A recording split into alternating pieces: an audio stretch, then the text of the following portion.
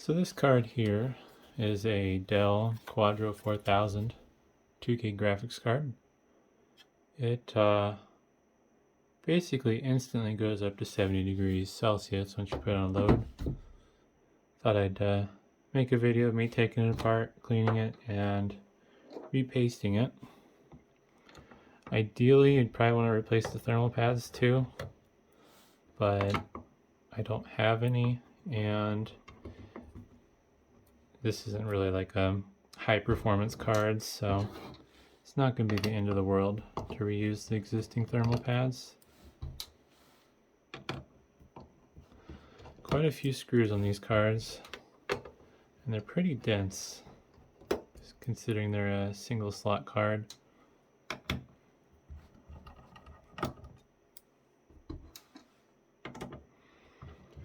I'm not sure what these are comparable to performance wise with like a regular NVIDIA GeForce card, but I can't imagine they're that great.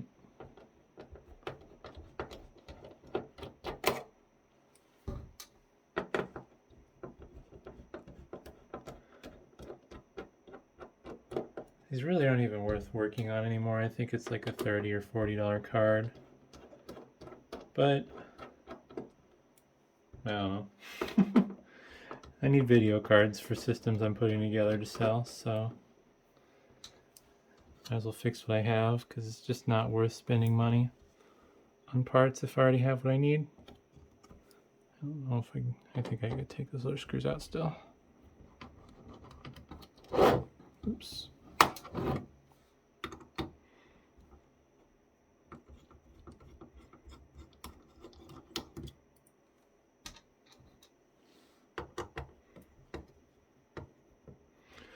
Looks like for the most part they were nice enough to use same size screws based on where the screws are going. The outer screws look to be all the same length, and then the screws that are going through the back plate seem to be about the same length as well.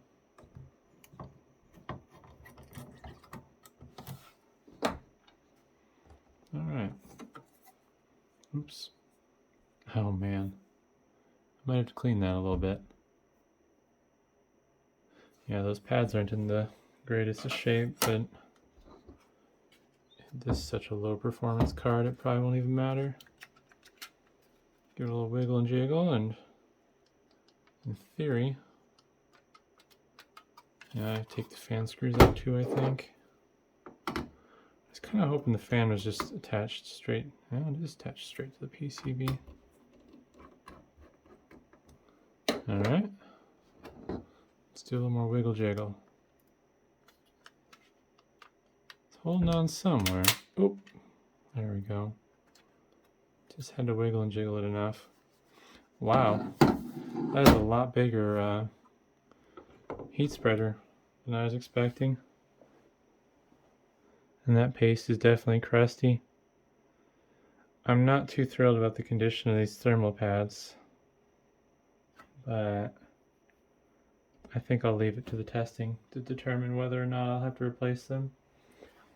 If I have to buy new thermal pads for this card, it might go in the e-waste bin, because I'm guessing I could sell the fan off of this for enough money to just make the same amount of profit.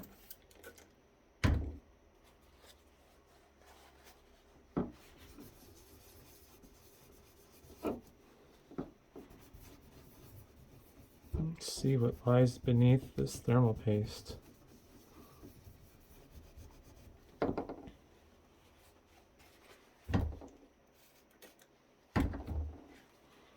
I've always been a sucker for big CPUs. I still haven't had the chance to play with a Pentium Pro system yet, let alone a dual Pentium Pro system. Granted, they make quad Pentium Pro systems too, but those were servers, and that's not something you see too often, because a lot of those got recycled for their gold content.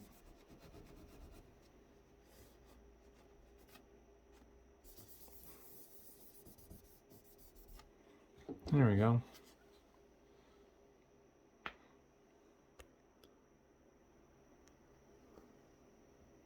That thing's massive.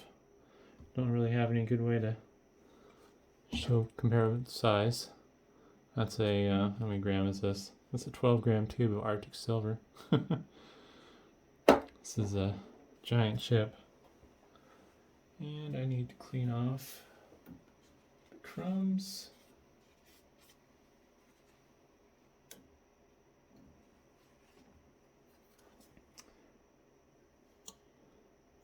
Yeah, fan's still good. Spins freely, which is nice. It sounded a little sketchy in the case, but I think it's because it was running at 100%. So things don't seem to sound as nice when they're running at their maximum speeds.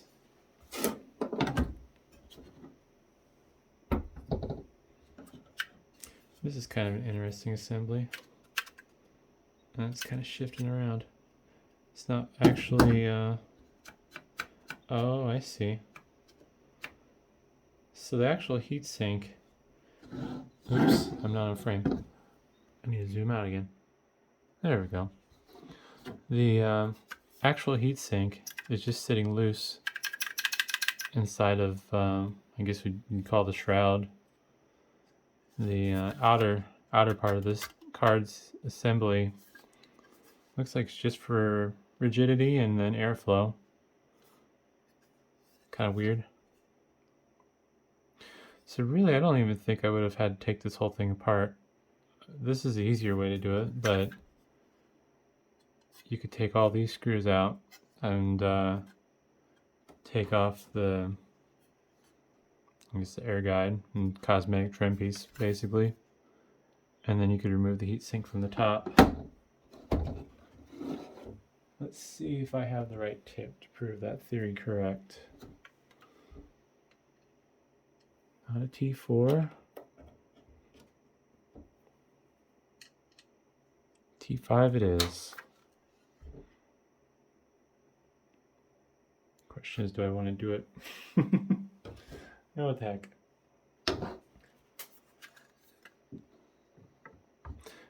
Taking the top piece off actually will also make it easier for me to clean the heatsink, since it's kind of recessed under there on the bottom side.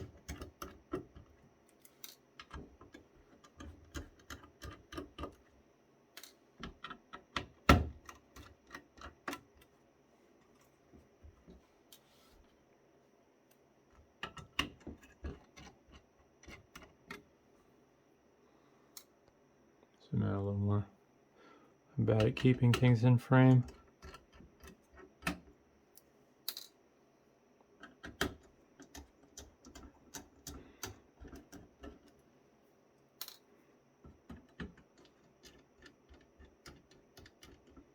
Alright, so under this should be the heatsink.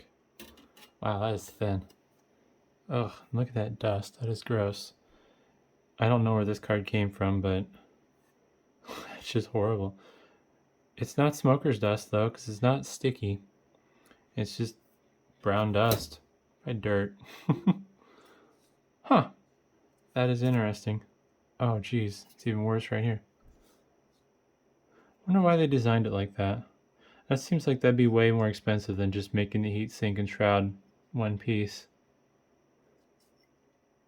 There's a lot of pieces to this. You got the fans, and then the bent copper heat pipes, this copper plate, this, drawing a blank. It's cast aluminum that was put in a mold. And then this giant, impressive chunk of cast aluminum. Doesn't even look like they did any machining to it. I don't understand why they painted this. Oh, okay, I'm being dumb. I think I would speculate that the black is probably the primer, and then they paint the rest silver. And it's probably just easier for them to paint around the edges, and yeah, that makes sense. That's why the edges don't look very nice over here, because they probably just painted it from the outside, and this was just stuff that managed to get on there. I suppose this probably was also a really expensive card at the time. Alrighty, now to clean this mess. Since it's going to be a little bit worse. I'm going to do this over a trash can.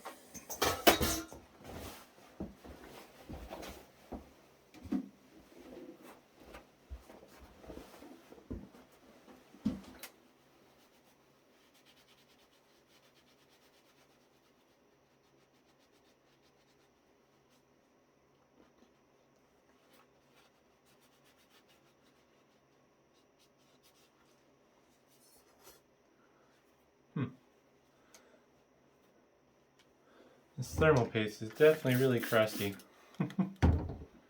Oh my.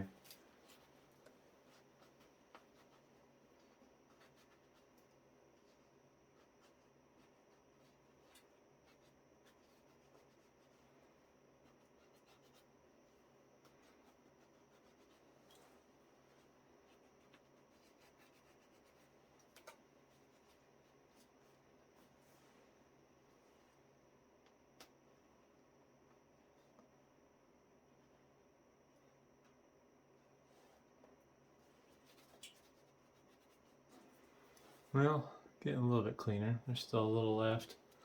Need another paper towel.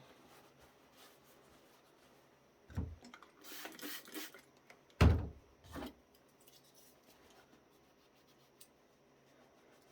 would assume this is common knowledge for most people these days, but rubbing alcohol is generally your best tool for cleaning up thermal paste. If you have stuff that's burnt on so hard that you can't like scrape it off with your fingernail even, your next best option is kerosene, which sounds crazy, but it works fantastic.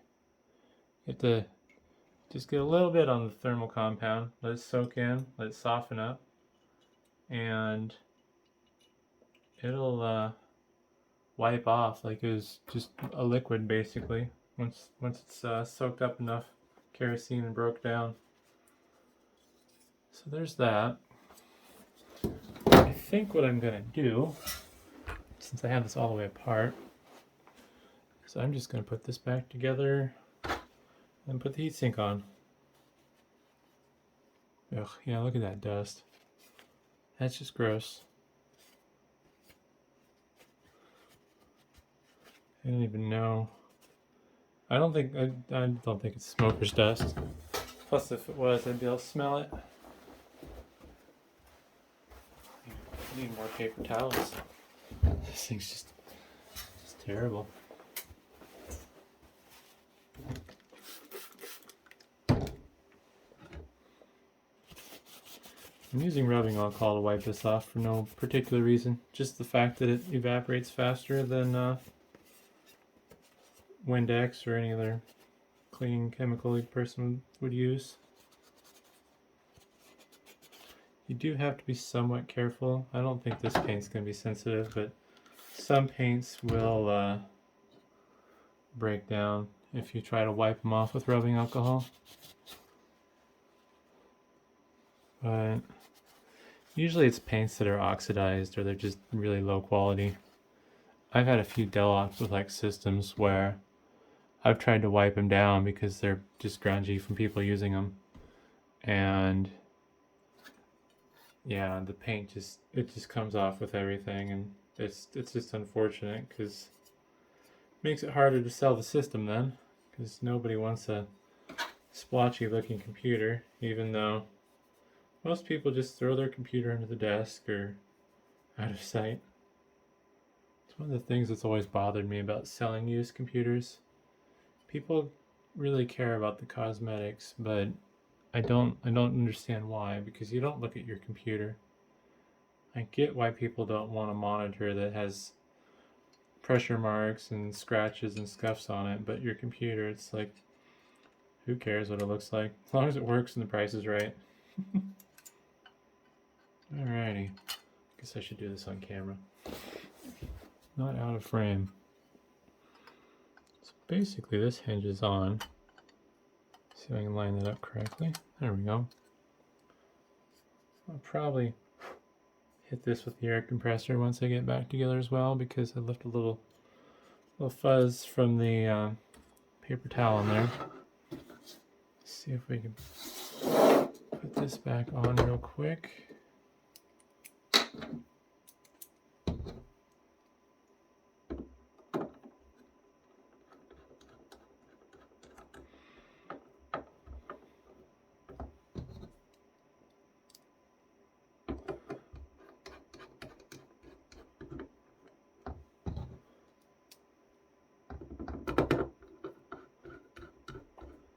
Actually kind of a nice design though. I mean, I guess it'd be easier if the heatsink was just held on with a couple screws.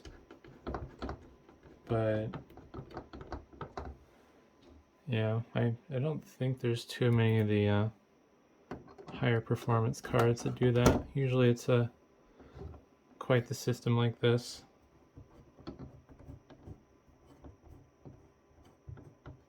It's odd. Oh, it's just not screwed in yet. Thought maybe it was slipping there. There we go. Oh, wow. Actually, yeah, you could repaste this whole card without disrupting the thermal pads. That's kind of surprising. Wish I would have known that. All right.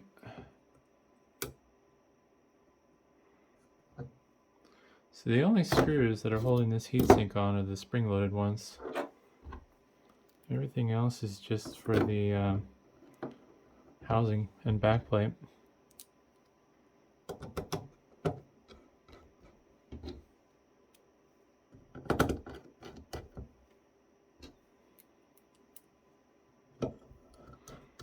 Just starting these kind of loose to get them going, and then once I get them all in, I'm gonna give them some torque.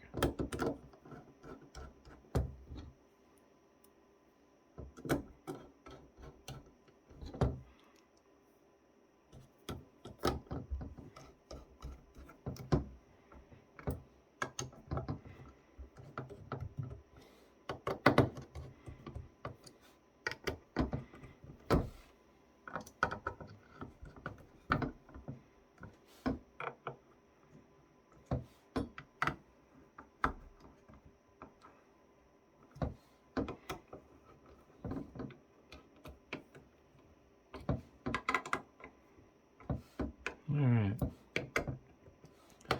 And I would assume, since the K4000 looks similar, that the access to the GPU heatsink would be about the same. I need to wipe this off still without losing my screws that I need.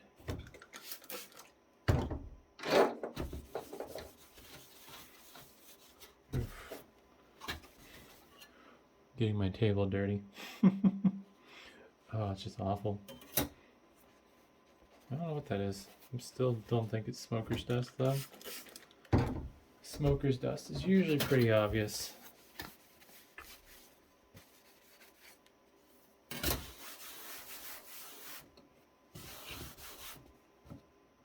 Clean that off a little better later probably.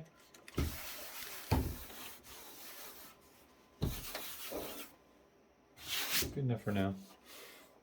Alright. Well,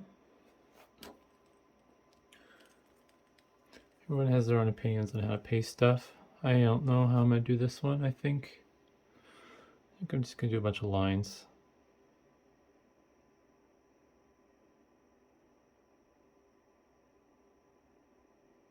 A lot of surface area on this chip. I think that should give me enough coverage.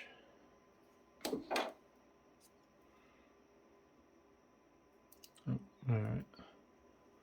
It goes like this.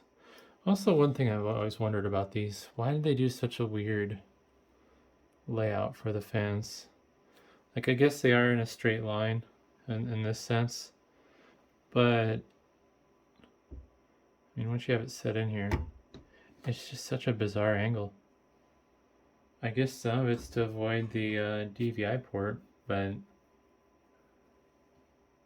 I don't know. They could have cut some holes in this face piece maybe. I'm just gonna push that down a little bit, slide it around, and then lift it up real quick. If it lets me. Oof. So that might be one problem you have with trying to access the heatsink this way. You could pry under that heat pipe if you're careful, which I think is what I'm going to do. Oof, drop the card.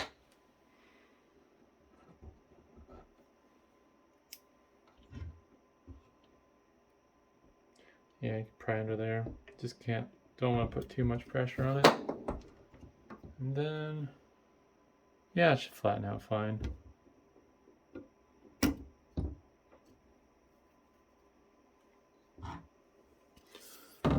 Alrighty.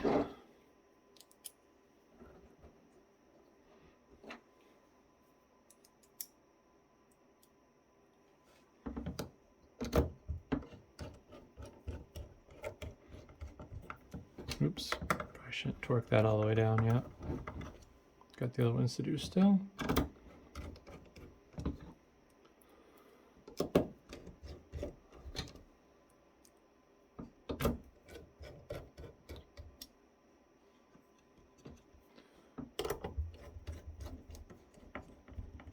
Alrighty.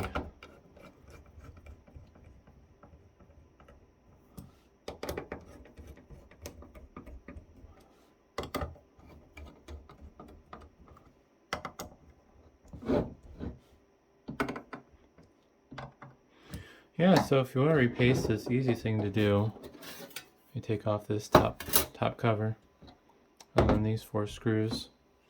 You will have to do some prying from the side to get this loose. Just don't pry too hard so you don't damage the heat pipes. The biggest caveat is you'll have to have a T5 bit, which the person may or may not have. This, ironically, is an iFixit screwdriver. I don't know what kit it comes from. I didn't buy this. I got this from recycling. Somebody just threw it away. Didn't want it, I guess. I don't know. The bits, they're just whatever the cheapest Harbor Freight thing they had was that had the right bits I needed.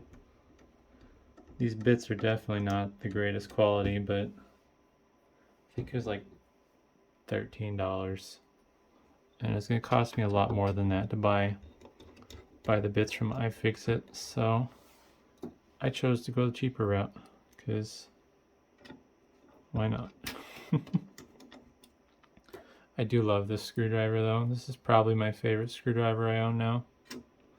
It's easy to hold, it's easy to use, has a nice weight to it, and the top, my assumption is there's a bearing in there because that just spins, so it makes it a lot easier to use when you're screwing stuff in, because I can just hold it up with one finger on the top and spin it. You can do that with a crusty screwdriver like this, but it doesn't have the weight to it and it doesn't spin as freely. I do like that other screwdriver though as well, which is somewhat funny because it's not nice. It just works well, which is why I like it. Oops. Not that anybody will notice, but that goes there. Also, I'm not sure how I made a 24-minute video out of this so far, but I don't know. Well, that should be done. Then we'll hit it with the air compressor again, and hopefully cooler temps. Rather than making this video any longer, I'll just put in the description whether it worked or not, or the title. We'll find out.